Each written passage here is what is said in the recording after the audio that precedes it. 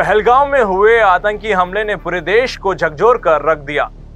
पाकिस्तान के खिलाफ तो आक्रोश चरम पर है ही, लेकिन अब बांग्लादेश पर भी सवालों की बौछार शुरू हो चुकी है।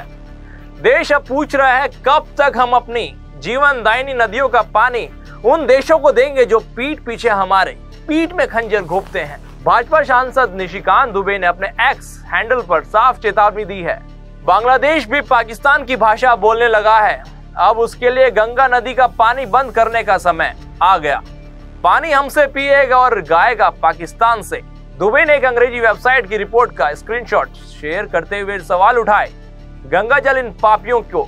यह सवाल देश की सड़कों से लेकर सोशल मीडिया तक आग की तरह फैल चुका है। अब जनता खुलेआम पूछ रही है, आखिर कब तक भारत अपने संसाधनों को उन हाथों में सौंपता रहेगा जो हमारी दोस्ती का गला घोटने का मौका तलाशते हैं।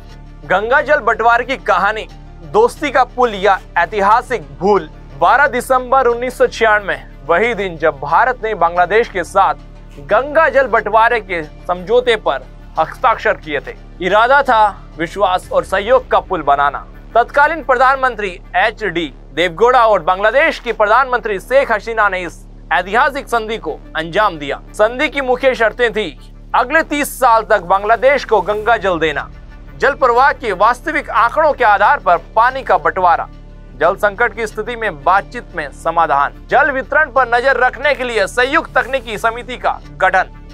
लेकिन आज सवाल उठ रहा है, जब बांग्लादेश का झुकाव पाकिस्तान जैसे भारत विरोधी देशों की तरफ दिख रहा है, तो क्या भारत को अब भी दोस्ती के नाम पर अपना खून बहाते रहना चाहिए? जनता का गुस्सा फूट रहा है। अब कोई नरमी नहीं, कोई माफी नहीं। भारत का अब कठोर कदम उठाने को तैयार है।